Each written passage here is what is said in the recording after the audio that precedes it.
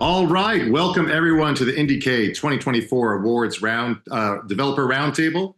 I am Jared Yeager, one of your co-hosts for today. I'm a game producer, studio advisor, indie fund investor, voice actor, and adjunct professor for the game design at University of Southern California, and currently serve as co-chair for the IndieCade Awards jury with amazing Colleen Macklin.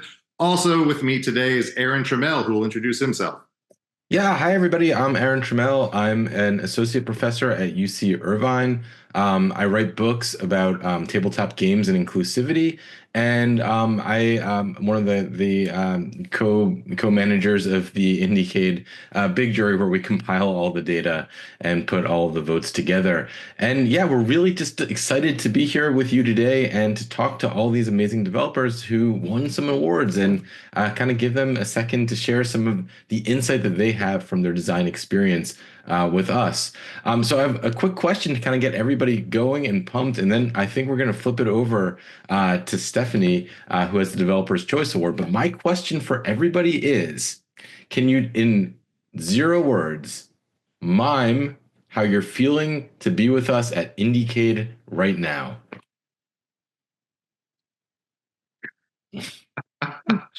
Well done. Well done. Love it. Love it. Love it. Awesome. All right, getting a little warmed up here.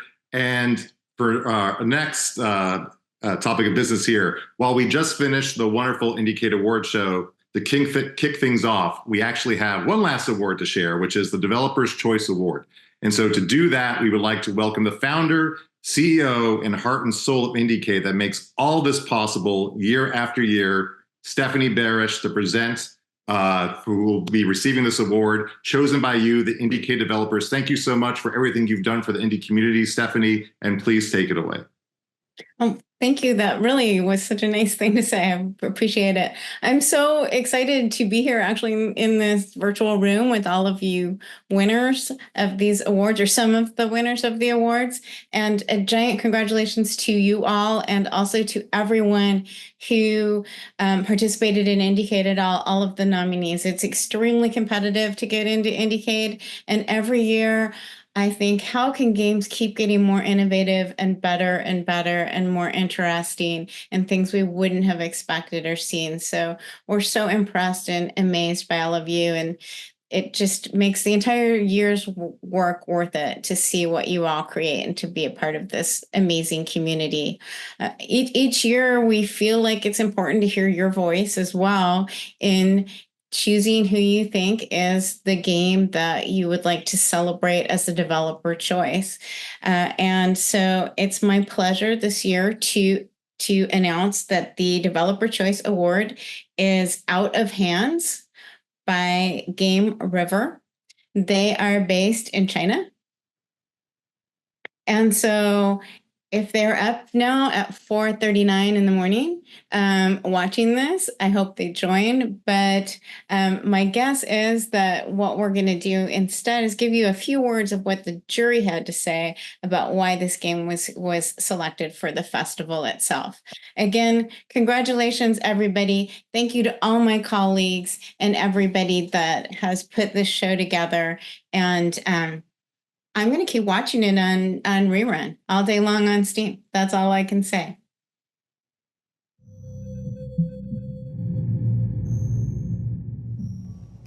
Out of Hands is a horror deck builder that feels absurdist and decadent, using artistic limitations to create something so unique and memorable. With their use of collaged images, the developers created an incredible atmospheric mood, something deeply disconcerting and also aesthetically consistent. And we think this was something truly special.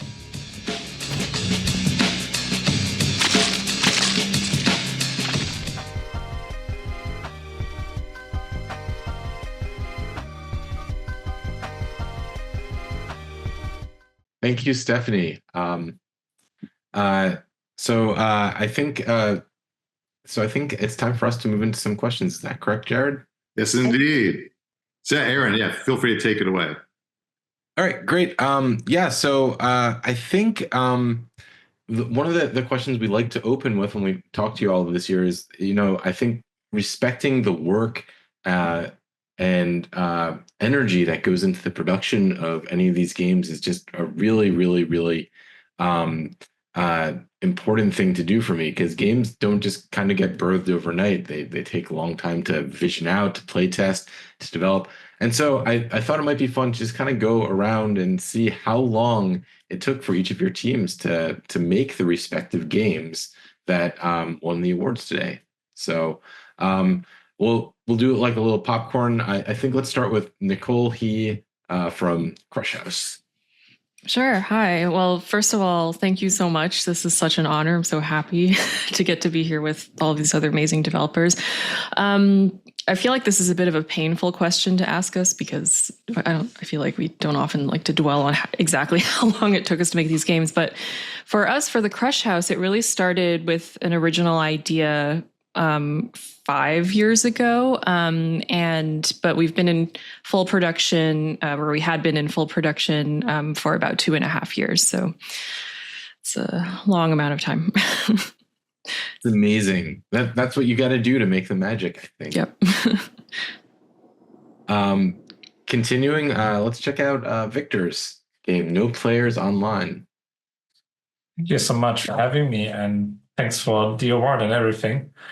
So I we've started doing No Players Online with Adam, who couldn't be here with us today because it's like 6 a.m. for him or something like that. But we made like the game originally for a game jam 5 years ago, I think, from the Haunted PS1 community. And so we've been doing that, and then we did another game together, Spookware, and now we're like making a big No Players Online based on the Jam game together with Thibaut, who's another friend of ours. Yeah. Amazing. Thanks for sharing. Bouncing around a little more. Let's hear from the Chromacore team. How long did it take to make Chromacore? How long? I think for us, it took around like 9 months-ish. We started around fall, and then we kind of constantly developed it throughout the summer and throughout this fall as well. And it's also constantly like evolving and progressing. And so it has been around, I'd say, for 9 months. We started development on January. We started planning at that time. That relatively fast turnaround, I think, for the award cycle. Congratulations on that. I'm going to keep on moving. Chario with Solcesto. What was development like for you guys at the time? Hi, thank you for having me, but I'm not the only one on the team.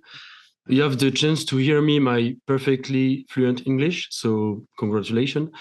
The game is, I would say, feel like eternity to work on, but the real time will be maybe 1 year and a half. So, yeah. I don't know if that happened. An eternity to 1.5 years. That's quite the... For now, it's how it feels, but... I'm going to just keep it moving. Andy, do you want to tell us how long it took to make Slasher U? Yeah, so this is kind of ridiculous, but I put the alpha out after 9 months, which is a lot for doing a whole RPG by yourself. I would just wake up and make Slasher U and go to sleep. This was during COVID, if that answers a lot of questions you might have. And then after that, it was another year to get it to the state that it's in now. And it's still happening because it's an episodic game. So forever. I make Slasher U forever now. I may need to ask you after the stream what coffee brand that you have, because I may need that to get my work done at that pace. That's quite impressive. Well done. Bouncing on, Raph, The Zone. How long did it take to make this masterpiece? Man, maybe 5 years. It all started in March 2018. And with tabletop games, there's this, you can go really fast, but then you can't play test until you get people together. And so when COVID happened, everything changed and it morphed and mutated. And yeah, I mean, it was in gestation for years and years and years. It only really finally came together after Yeah, about 5 years. Wow. So the game preceded COVID. Yeah. Yeah. What a germ of an idea. Um, Joseph, tell us about Keep Driving. Hey, yeah, so kind of like Raf, we started in 2016, and it's me and a friend a colleague, Christopher, and yeah, it was just after a second game, started 2016, and then we took a break because we had no idea what we're doing, and we had no money. So then we made two other games, and then right after we made Post Void, we in 2020 we just started working on it, and we've been working full time on it now since 2020. That's crazy. That's almost a decade. Yeah. But it's not. Yeah, it's not full time. The decade, but yeah, the past 5 years have been hard. That's still a long time. Wow! Congratulations. I think it's Giles. Music Power Up. Yes.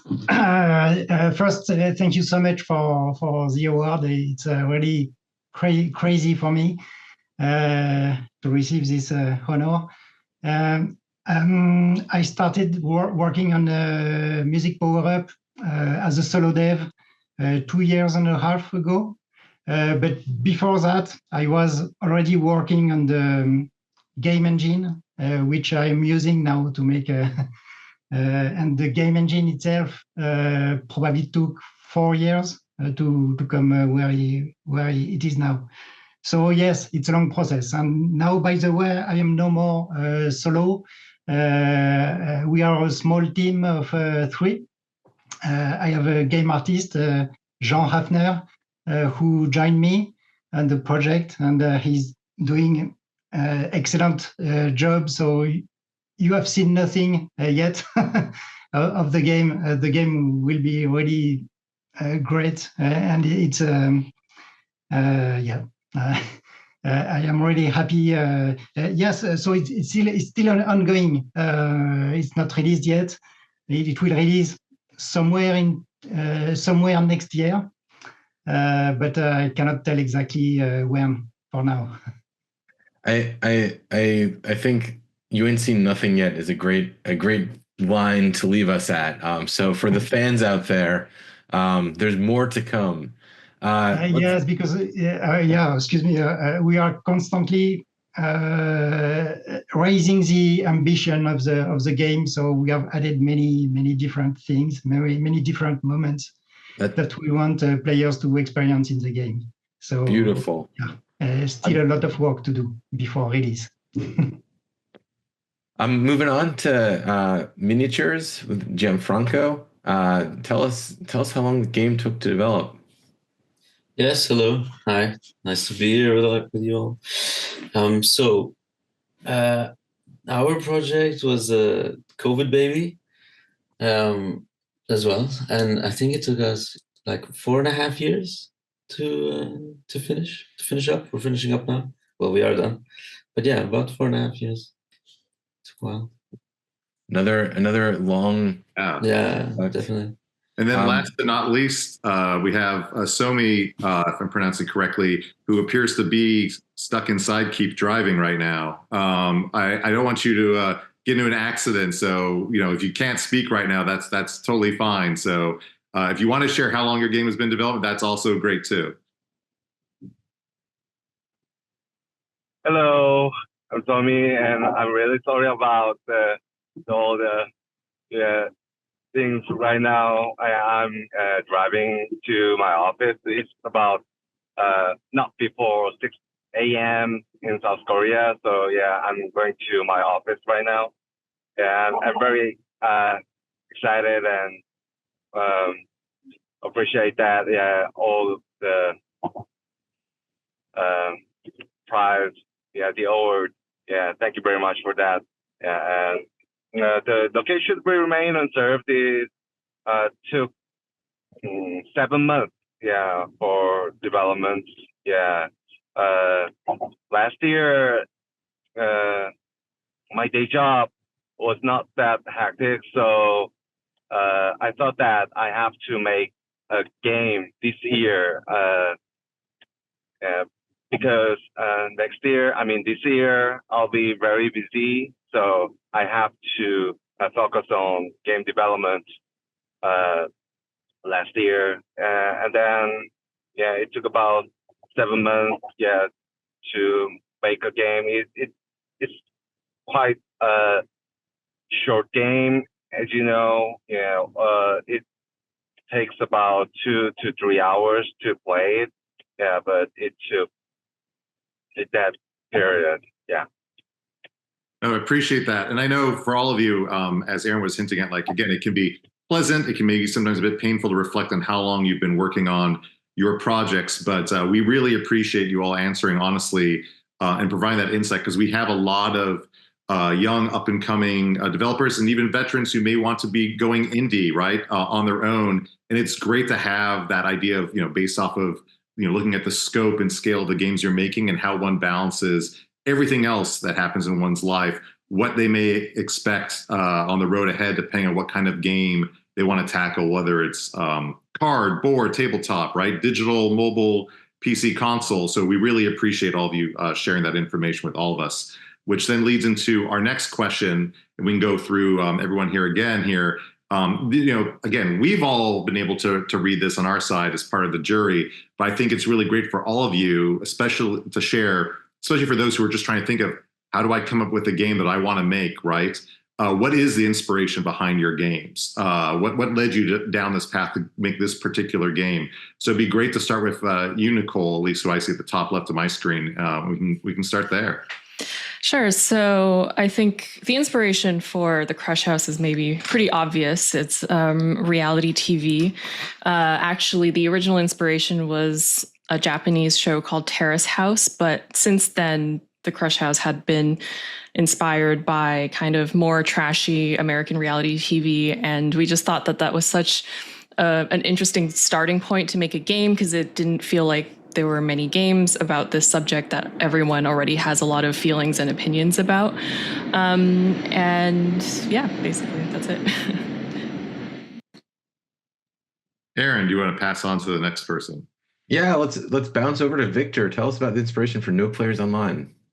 So I gotta answer that for Adam, who was the brain behind everything. But he had to make a level in Unreal for his university, and then was really like freaked out by hanging out in the empty map and stuff like that, and that whole sensation that comes with being alone in a multiplayer game on an empty map. That's really what kickstarted everything. I mean, like in all these examples, I'm always blown away by how clever these ideas are. Like, it's such a simple twist. Like, it's a multiplayer shooter game, but you're alone, and it's like a profound idea there. Or, so I amazing idea. Thank you. Chroma Corp, tell us about the inspiration for your game. Hi. For Chroma Corp, we focus on the idea of surveillance and big corporate America, where the companies are like too focused on productivity to the point that they're violating like securities and like personal spaces, and like basically observing people with the surveillance and systems. And for the aesthetic look, we took from 30s, 50s, and 70s animation to combine all these retro and nostalgic styles to give it a nostalgic feel, but also make it feel a little timeless, which is why our sets and all of our art are lined in a very specific way. Yeah, all of these combined gave us an idea to create a company that monopolizes color. And because they're monopolizing color, everything's gray in the office area, but we have dynamic gameplay that's contrasting. So yeah, that's our inspiration. Oh man, brilliance. The brilliance in that room right there. So impressed. Chario, tell us about Solcesto.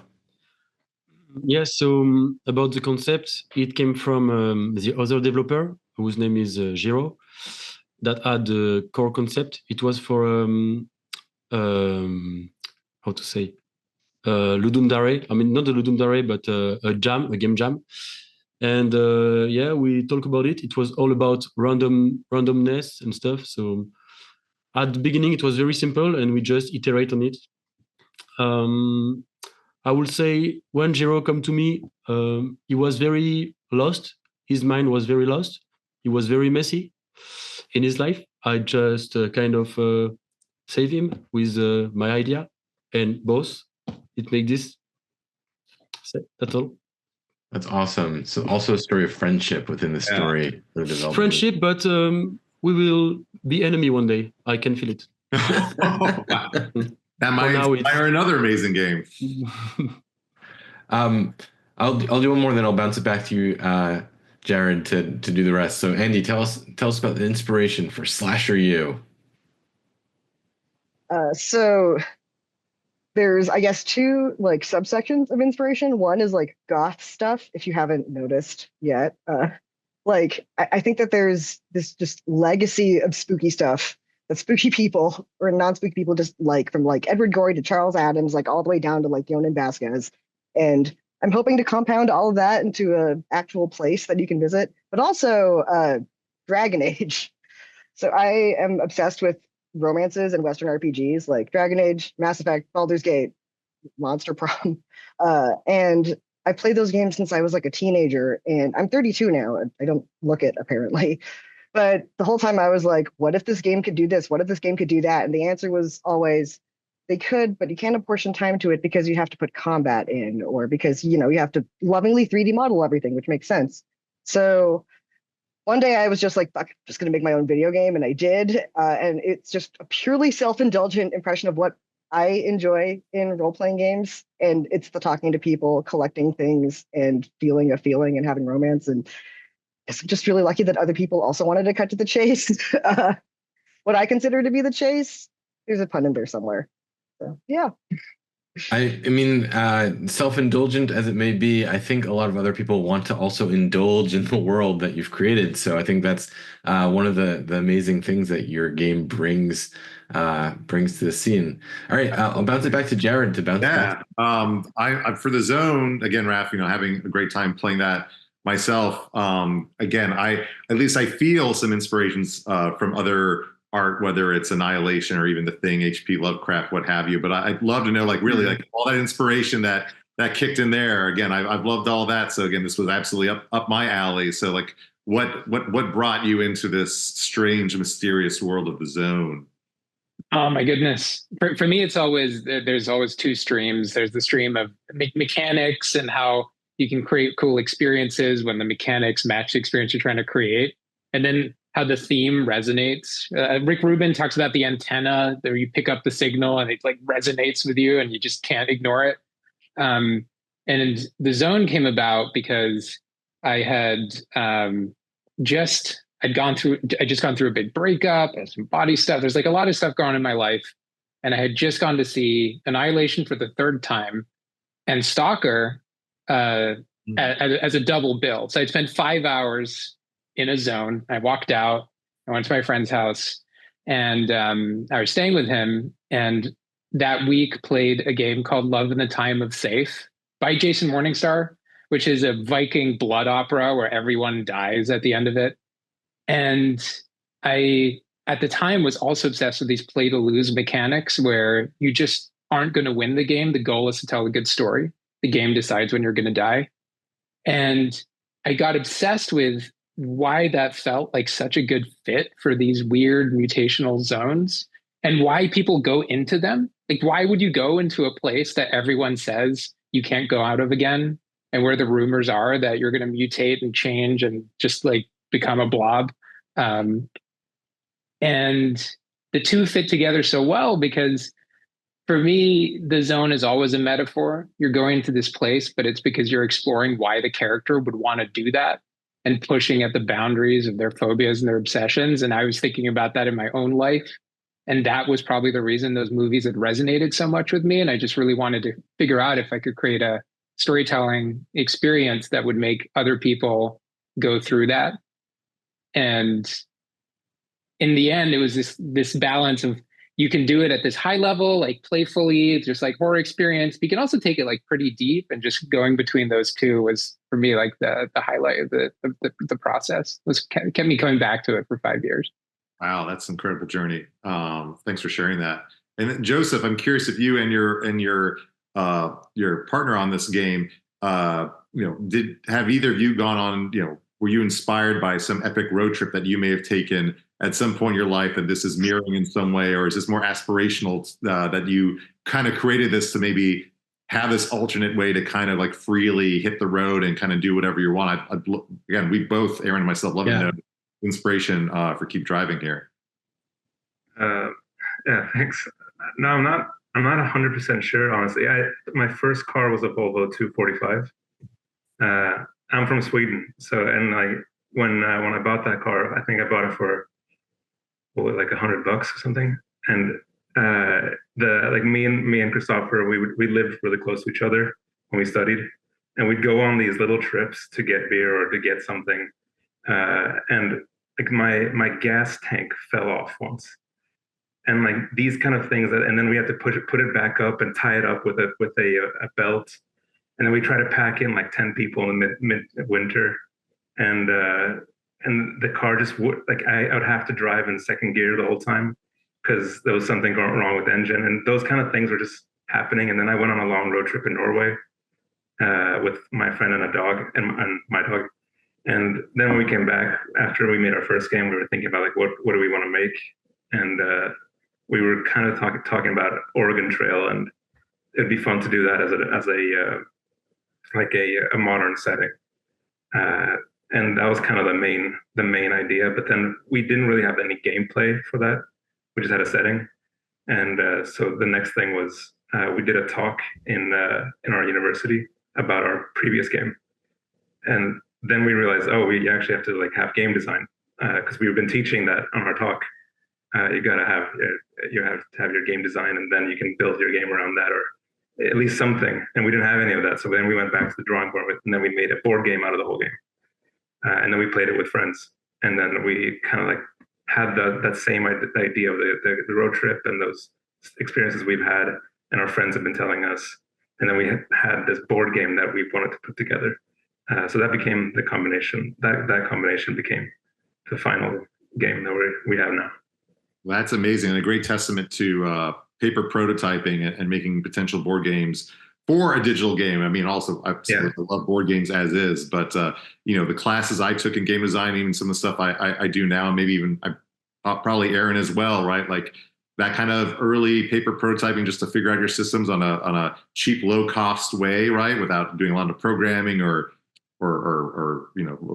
developing digital art is such a smart way for a lot of different games to get started. So thank you for sharing that with all of us. Yeah, I'm analog forever, so yeah, 100%. Like you got to have that paper stage. Yeah, for sure. That's amazing. And then for Music Power Up, I'm curious. I mean, you always had a strong love for music, and and going back in retro days of the early 80s and even before, as far as music composition goes, or is this something you dove into head first that you wanted to explore for this experience in Music Power Up? My first idea was to create a music application tailored for chiptune. I wanted to make this chiptune studio, and then it was very incremental. I once figured, why not make it a game where you can make music for other video games. At this stage, the inspiration was games like Game Dev Tycoon or Game Dev Studio. Games where you manage your own game studio, and then I said, so why stay chiptune? Why not make the studio get upgrades and evolve to become something better? And yes, now the final picture is that I want to pay tribute to the 80s and the birth of the digital home studio. Because working on the game, I realized that this decade was key to the home studios that we enjoy today, because everything came here almost at once: the sampling, the affordable synthesizers, and the capability for anyone to create video games using microcomputers back then.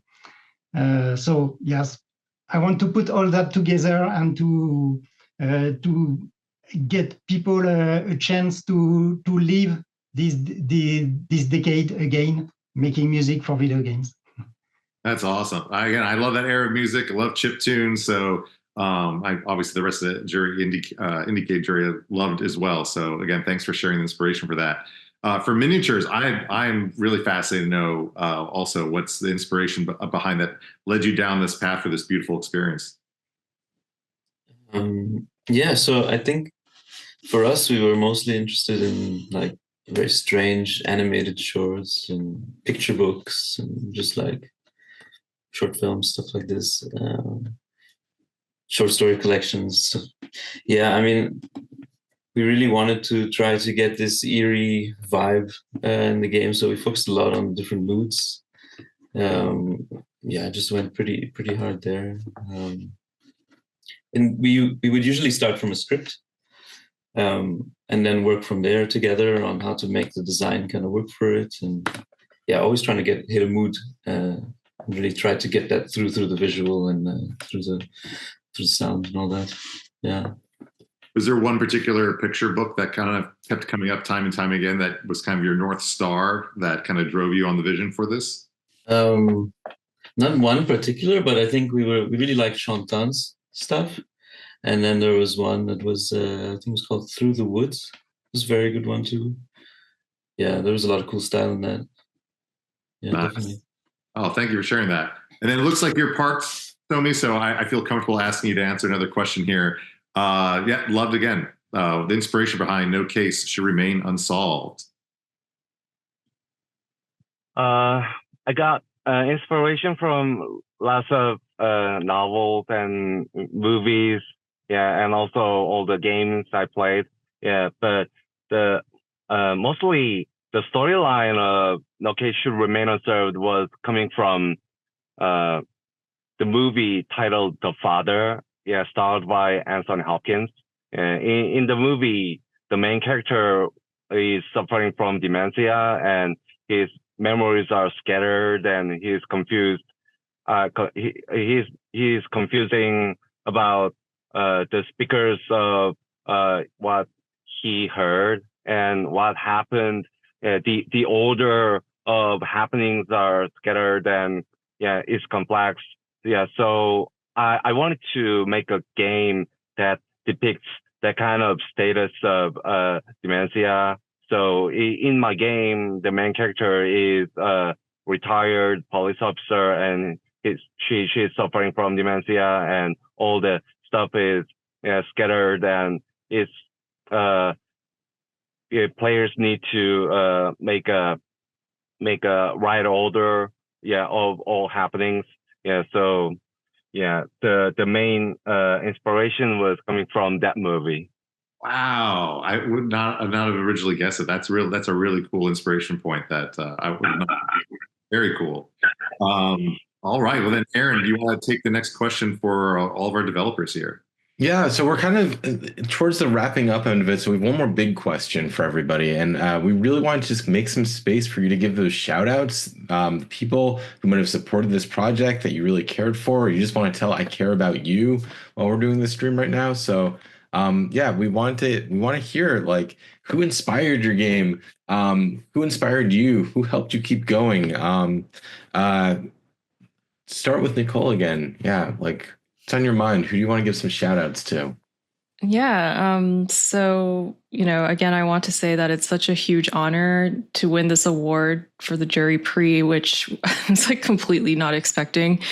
And this is a game that I had the privilege of working with the studio Nereal on, and it was just such an amazing experience to get to work with people that were so talented and so kind, especially because our game is so like experimental and weird and unusual. And so I appreciate that everybody had the faith to sort of to keep going, particularly as we were like iterating on these really bizarre game mechanics and things like that.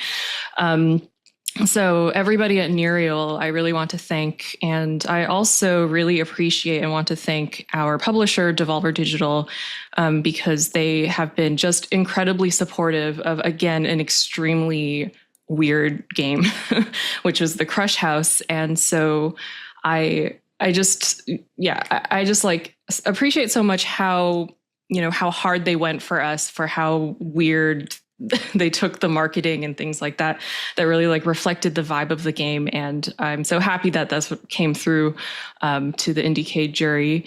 And on a personal level, I really am thankful for my friends in the indie game community, particularly the ones in New York, which is where I'm based, because I also felt like so lucky to have their friendship and their support and like learning from other indie devs in the New York area, like through over all these years before even I started becoming a game dev myself. So thank you. That's amazing. And I also just want to commend you on making the weird. I think it's so cool that you designed this game around reality TV, innovated all these new mechanics, and really just are an inspiration for those of us who are seeking games that do something a little unusual, because we're tired of playing the same thing over and over again. So thank you so much. Thank you. Victor, give us some shout outs. Yeah, of course. I think the biggest group of people that we're very thankful for is the Haunted PS1 community. Like we met a lot of cool people through that whole group and that whole community, and like very inspiring people who are also really nice and stuff, and very supportive of what we're doing and the things we're experimenting with and stuff. And it's just really nice to have that kind of community. Awesome. I love that your game was inspired by this sort of fan community. There's like looking into these old artifacts that we're also nostalgic for, but maybe have played or haven't played with them in so many ways. So cool. Chromacore, tell us your shout outs. Give a shout out to Art Center, where currently Chromacorp is housed. We also want to give a really big thanks and shout out to our mentors, Simon, Forrest, and Justin. One of our team members who couldn't be here right now because she's currently abroad, Galina. She was one of our wonderful interaction designers. And anyone else? Oh yeah, and all the playtesters. Thank you. I love the energy. You guys are so cool. Chario, give us some shout outs. Hi again, it's me again, Chario from Solcesto. First of all, I would like to thank, of course, the IndieCade crew, because it was not expected at all. I was ready to play Fallout New Vegas, and you just say we win this award, so I was like, sure. But the biggest thanks I would like to address is for the parent of Jero, my coworker, who create Jero, and my own parent create me. But before that, I would like to thanks our grandparent too, because we will not be there without them. And maybe if I can go one layer deeper, maybe grandparent before that. And I would also like to thank all my friends that I have here in the city of Angoulême, which is where I live. A lot of developer where I drink coffee. I don't know where. I mean, I think you understand. And if I can add just last thanks, it will be for our grandparents for making all the stuff they have doing. And thank you. Amazing. So heartfelt. And I really appreciate you bringing your family into the group hug. Andy, who are your shout outs? Ooh, I made a list so I wouldn't forget, because just in case the crazy things happen. It does. Sometimes when you're doing those acknowledgments, it feels like you're walking the balance beam. You're like, oh, I can't believe I forgot that person.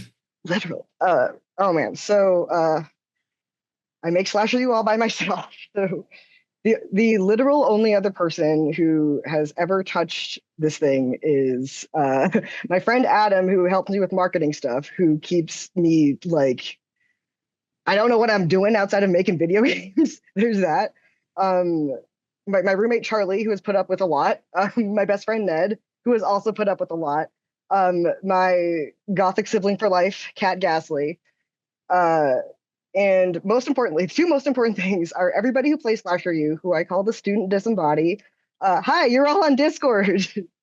There's so many of you. I cannot even imagine, like, holy crap, hello. That's why I did this. Extra special thanks to Seth, who has been modding my Discord for before the game came out. This guy saw a Tumblr post about his favorite character and was like, I'm on board. And ever since then, he's basically like ran the bar. And the other big shout out that I really want to do is to my cartoonist family and my Wasteland Weekend and Neotropolis family. So this might not mean a lot to people who don't attend post-apocalyptic immersion LARP festivals, but that is where I discovered that real community and love is possible. And I love all you guys so much. Boner Town forever. I have to end with that. Trust me. Power of friendship. Thank you. Really appreciate you, Andy. Amazing. Thanks. Jared, do you want to do the rest of it? So over the course of, as you mentioned before, a very long extended development cycle, Raph, like for the zone, you may have quite the long list of thanksers. Love to hear who really supported you and who you're thankful for in the development of the zone. Oh my God. If I went through everyone, it would take so long because, yeah, I mean, where do you even start? Let me start at the beginning, because the first version of a game as weird as the zone is a bunch of scraps of paper. And the fact that some of my closest friends were like, yeah, sure, come over. We're going to do this weird storytelling zone mutational horror thing. That every idea is so fragile at the beginning that I don't know if any of the things I've made would exist without very close friends where those ideas could just blossom and nest. And then over the course of the journey, the playtesting from other friends, but also I'm so grateful to spaces like Big Bad Con and Metatopia conventions where, again, like they create these amazing spaces where other tabletop and storytelling game fanatics can come and tell weird stories. And some of my closest friends now, 5 years later, are people who came again, like hearing a one sentence description of a weird mutational story and going, I don't know, maybe I do want to sit in a dark room with glow sticks at 2:00 in the afternoon in, sunny, August, California. And so those spaces I'm so grateful to, and the people who run them, and also to my Discord. There's a wonderful community there, and extra special kudos to my friend Elliot, who just from the very beginning has been such a supporter and has been moderating that community and creating that wonderful environment. And then also to all the people who had way more experience making these games than me, and who were completely willing to share absolutely everything they knew about it, because I would not be there without standing on their shoulders. And to all the people who made the games, who came up with incredibly cool mechanics that I remixed and built off of. And, everything is a remix. I wouldn't be here without everything that came before me. Well, thank you for sharing that. And really heartfelt. I also want to take a moment there to also prop up what you're saying about everyone, indie or whatever stage you are in developing games, to leverage all the amazing different festivals, whether it's IndieCade or any locals, even smaller ones, where you can get people to play test your games and help play test other developers' games to make theirs better and support each other as a community. Game development is tough, and forming that close knit communities locally and globally is super important. So look out for any of these festivals, support them so that everyone has a place to go to play and share their games. Thank you for bringing that up. And of course, every single person who backed the Kickstarter, because my God, the game literally wouldn't exist without you. That's a very good one there. Good catch on that, my friend. Joseph, yes, who would you love to, you and your team would love to shout out here? I guess I gotta shout out Christopher, my best friend and coworker for the past 10 years. He does the programming and a lot of design stuff. Well, we do the design together, I guess, but yeah. And then I would have to say Ville Hartman, who does the sound effects, who's working with us for this game. And our other best friends, Dennis and Jonathan and Benjamin, who we share an office with. And it's their office, and we sit at their office, which they're kind enough to let us do for the past 7 years. I guess future friends are the marketing team that helps us, because like Andy, we have no idea how to deal with marketing, and we just sit making the game all day. So I was literally just sitting and drawing just while doing this as well. Always good to be mindful of who you may be thanking in the future too. So that's a very good point. And also, again, like, when you have great friends that can lend a space and a hand for you to work in, that's always great to acknowledge as well. Yeah. No, it's huge. They help us out a lot with a lot of things. And thanks for the prize, IndieCade. I also, like Shayo, wasn't expecting it at all. I was just writing on Discord, like, I don't think we'll win because the people have acceptance speeches. I didn't do one. Well, again, expect the unexpected of IndieCade. So happy to surprise and delight you all. I'm really happy. Thanks. Our pleasure. And then Music Power Up again. Who would you love to give some great shout outs to that supported you? Yeah, I'm lucky enough to be surrounded by very good friends, many of whom are in the game business too. They have indie studios and they make games, and they are very, very supportive to me. And I would like to thank my friend and buddy Matthias. I would like to thank my very good friend Laurent.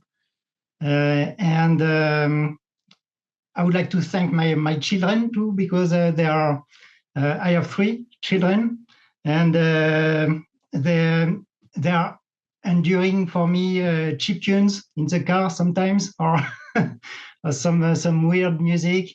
And it's funny to see them react to that vintage old music. And I would like also to thank the community we have in Strasbourg. In Strasbourg, we have a very good community of game developers, which is currently building. Right now, there is a cool festival which is called the Indie Game Contest in Strasbourg. It's nowadays, and it concludes next week. And there are many very interesting people, and they are very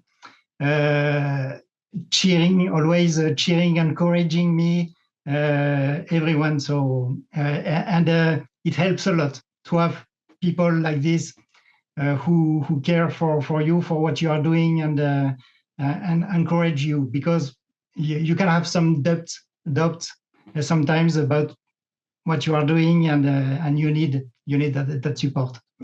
So, and of course, thank you IndieCade for the award. That was totally unexpected, and it's amazing. Thank you. Oh, thank you very much for sharing. And again, I'm glad you're able to share your thanks for everyone that supported you through everything. That is fantastic. And then Miniatures, who would you love to give shout outs to supported you? Who supported us? Yeah, I mean, I guess there's so many people you could say. I think maybe the Danish Film Institute helped us along the way. That was great. Yeah, all our friends, family. But really, I think personally, I would probably shout out just the rest of the team. Like we just really pushed each other to try to make something cool and try to pull the best out of it. I mean, there was so much stuff we scrapped over the years, and sometimes it just was like really hard to do that. But I think it was good, coming out the other end and just being there for each other and just doing that. I think that was kind of nice, just as a team. Yeah. That's great. Thank you for sharing. And it's a really good point about just, again, it can be a painful process editing your work. Yeah. Things that you absolutely love in your games, whether it's levels or features or things like that. But then sometimes beautifully, those things that you pull may become their own entire games down the road. It might blossom in some other way. So it's always great to kind of keep that designer notebook handy, because you never know what may not work for one game may become its own beautiful thing down the road. So it's a great point in sharing that through your dev process. And then last but not least, great to see you in your office now, safe and sound. Please, for no case should remain unsolved, who are the great supporters and people that you'd love to shout out and thank? Yeah, I'm finally in my office. Yeah, thank you for waiting. I'd like to say thank you, especially to IndieCade team, for the over, to my game. There are so many people I'd like to say thank you to, but especially the music composer named Sung-Yi Lee. She always make all the music, for my games. Since my last game titled The Legal Dungeon, she always understand all the atmosphere of my games and what I want to say to players through the game. And she understands it 100%, and I think she makes the game perfect. And the English translator named Soo-In Jung, I think she's very her translation is very poetic, and she always try to deliver all the tones and meanings and idioms. Even though there is not, even though it is not possible to deliver the exact meaning of a Korean original version to English. She's perfect for translating it. And I think this award is coming from her help. And I really appreciate that. And last but not least, I'd like to thank you to my family, my wife and my daughter. Now, my daughter is 11 years old, and maybe she's in her bed sleeping, but she will be very, very happy when she works. And thank you very much to IndieCade again. Thank you. Oh, thank you, and our pleasure. I will just because we roughly have about 5-6 minutes left, we're going to do something a little fun here real quick. Aaron is going to kick off a lightning round, if you will, of some final questions that take us home before we close out today. Thank you all for being on with us for this length of time in various time zones. Aaron, please take it away. Yeah, so this is a lightning round, so there's only one rule, and that's that you only get basically the answer. So I'll ask the question, and as we go around, just give us the answer, and we're going to move on, just because we're down to the wire here with time. But we want to get your input because we think that this stuff is really interesting. So this is the first question. I'm going to give it to you first, the Crush House, Nicole. But the question is, What is the game that you would recommend someone play after playing your game? Or if you enjoy the Crush House, what else should you play? Yeah. Right? Yeah. I always have the least amount of time to formulate my answers. Okay, instead of a game that exists, I think keep an eye out for the upcoming game Building Relationships, which is also about a house, but in a different way. It's about dating as well. Perfect. Awesome. Victor, after No Players Online, what else should people seek out? Oh my, that's really loaded.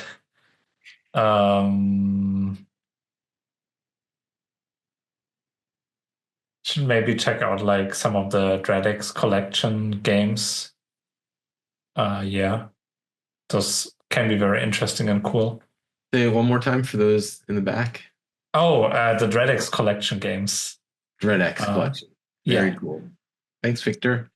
Chromacore, what else should people be checking out? Yeah, the game is up in Art Center currently, but we're planning on developing the game further, so it's more of a portable and installable setup. So please heads up in the future. Yeah. And if you're interested in these kinds of games that are like interactive and stuff, obviously Chumo, the previous winners, that was a similar game. Kitchen Cauldron and other interactable games are something that you might want to be interested in if you are interested in what Chromacore is about. Perfect. Thank you. Chario, what else should people check out? Hi, thanks for having me again. It's a good question. After playing Solcesto, I have actually thought a lot about it, and I think you should redo a run of Solcesto because it's replayable. And maybe after that, you should stop playing game because what's the point? Okay. Thank you for having me. Andy. Okay, I have two answers, and everyone who hears this answer is going to know which choose your own adventure they're going to want to do after Slasher U. One is Monster Camp, which is the sequel to Monster Prom. It's very, very good. And the other one is the entire Dragon Age series, but you have to start with Origins. Trust me. Official answer. I like the adventure option on that. Raph. Oh, I would check out any game by Jason Morningstar, who presented the award, and the zone literally would not exist without everything he's done. And also, I just recommend like Dialect, incredible tabletop game. For the Queen is one of the most accessible tabletop storytelling games that anyone has ever made, and it's absolutely brilliant. Yeah, so many games. Love it. Joseph. I'm also going to recommend a tabletop game. It's called The Seventh Continent. And it's surprisingly good, even though it has a 7 on Board Games Geek. Hey, again, there's something great for everyone out there. So again, you can't just trust the ratings you see online somewhere, right? Always good to give that kind of shout out. All right, Music Power Up team. Yes, so Music Power Up is not released yet, so I will tell you a game you can play before Music Power Up. It's a Pixel Art Academy. Pixel Art Academy is a game which is very similar in its concept as a Music Power Up, except that you don't do chiptune, you learn to make pixel art. Awesome. All right, Gianfranco, miniatures. Yeah, this is an easy one for me. I will tell you my favorite game, Plug and Play. That's a good one. You should try that. It's 10 minutes. You can all play it. Nice. And then last but not least, Somi. Yeah, there are so many games I'd like to recommend, but I have two answers. Yeah, the first one is Legal Dungeon. Yeah, it's one of my another game. So yeah, it is developed by me, and it's really cool game. So yeah, I think you can play after my game, potential reminiscence. And the next game is RP7. Yeah, developed by total cream. Yeah, it's super cool game and very experimental, and I think it deserves more attention from players. Yeah, I recommend all P7. Oh, great to share. Thank you. Then Aaron, I don't know, if we have time for the last No, lightning round? I think we gotta close it down. I'll let you start then, closing down then. So we do have one big plug, which is that if you are in the LA area on November 15th and 16th, Night Games is happening again this year. And this is IndieCade's kind of premier event where all of the games that we can kind of collect and get going on, almost like spectacular games, playable at night. It's happening at the LA Music Center. You can just Google Night Games IndieCade. It's from 6 p.m. to 10 p.m. on November 15th and 16th. Recommend that you try to make it out there. And then apart from that, I think we just wanted to express all of our thanks that you all have come out to spend this time with us and share your insight on your games. We really appreciate it. And we just think that all of your games are beautiful. We love the spirit that you're bringing to the community. And we really hope 1,000 flowers bloom in all of your lives. Anything from you, Jared? Yeah, I again just want to thank everyone who submitted, everyone who was nominated or received an award. Even if you did not receive an award, I can assure you that each of your games touched the jury and you were able to touch someone in a meaningful way and reach out to someone through your art and your craft. And we greatly appreciate that. We greatly appreciate all of you who were able to join us today. Again, a variety of time zones, commuting, what have you. It means the world to us. Again, we just want everyone to be able to enjoy your games. And IndieCade, we love putting a spotlight on games that may not normally receive that out in the larger gaming world. And we want to lift you up in this community however we can. And honestly, speaking for me personally, maybe selfishly, doing this every year, and I think Aaron as well, reviewing your games, playing your games, it just, I don't know, refreshes me and breathes new life into me and just makes me feel hopeful for the future of game development and the indie developer community and everyone who wants to go into games in general. So thank you for doing what you do. We love your work, and thank you so much for everything. And love you all, everyone at IndieCade. Appreciate it. Thank you for having me and Aaron. Have a great one, everyone. Be safe. And have a everybody. Bye, everyone.